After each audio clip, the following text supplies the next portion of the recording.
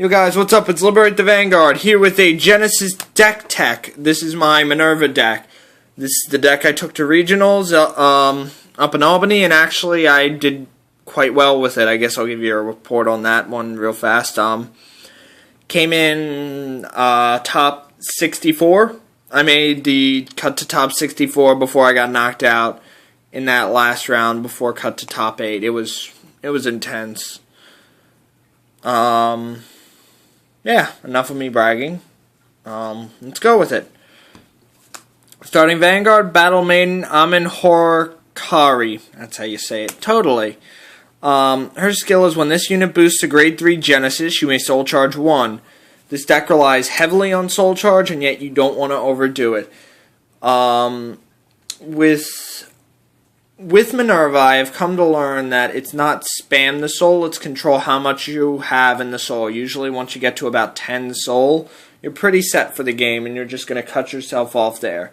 All of the abilities on here are May abilities. You can choose whether to activate them or not, so keep that in mind. There's going to be a lot of soul charging cards in here, and there's going to be a lot of skills you're going to want to use, but it's really all of choice in this situation.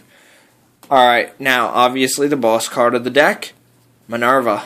God, I love Minerva. She has done so much for me in terms of matches.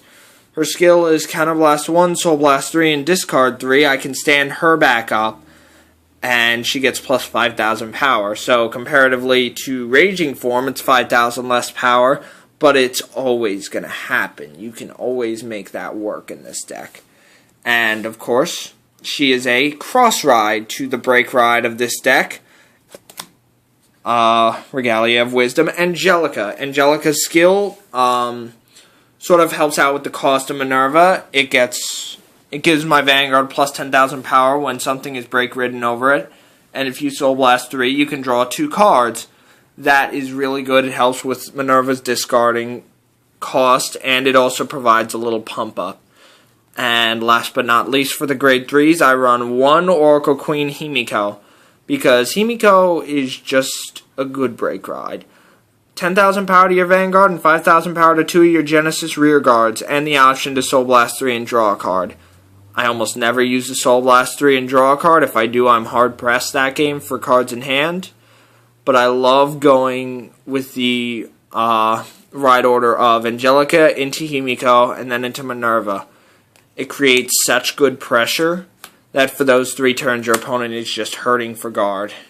And at that point, you can just take such advantage of them. Onto the grade 2s, I run 4 Sahohime. Sahohime is an Emblem Master clone. Counterblast 1, Soul Charge 3. To be honest, I use her mainly for Pressure Column. She makes my opponent think I want the attack to hit, but 9 times out of 10 I'm not activating her skill unless I have a very bad soul charge game. My counterblasts are usually saved for cards in the Witch series, like this one. Witch of Ravens, Chamomile. Her skill is when she's soul blasted, I can counterblast 1 to bring her back from my drop zone and onto the field. So, say I use Minerva's skill in my battle steps, soul blast 3, say one of them is her. I can counterblast 1, call her, and I have a fresh standing unit ready to attack.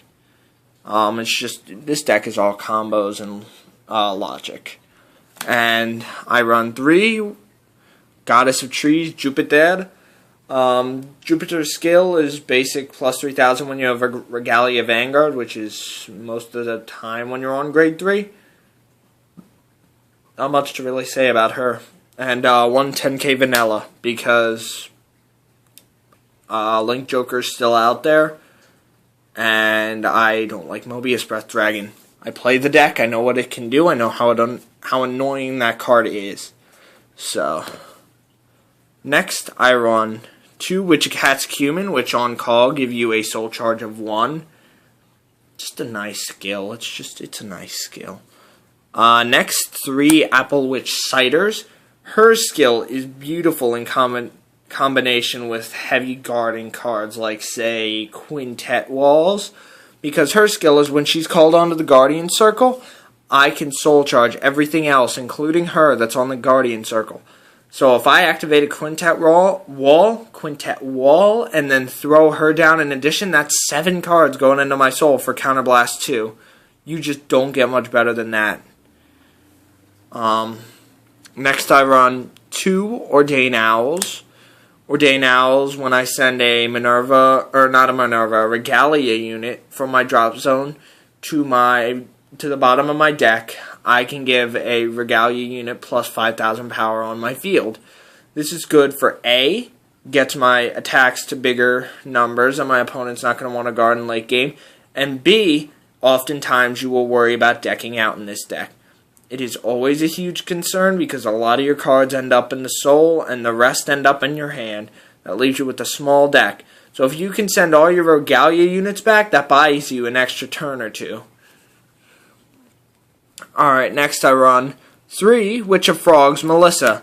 She is the same skill as Raven, except she's a grade 1, and those two together just form a beautiful column.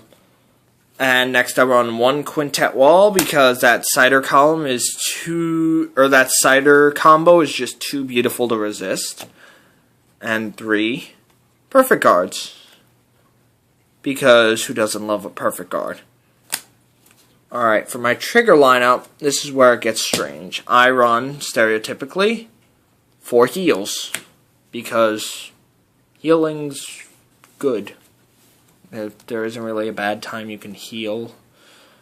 Except maybe when you're about to hit Minerva, but still. Even then, I can't say it's bad to heal. Next, I run 10 critical triggers. Why 10? Crits are nice in this deck.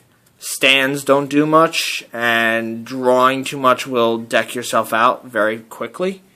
So crits are just nice. And then 2 draw, because I like hitting draws, I like having draws, they make me feel better. So that's the deck. I've talked about some combos in here, so you got a pretty good idea of how to run it if you choose to build it for yourself.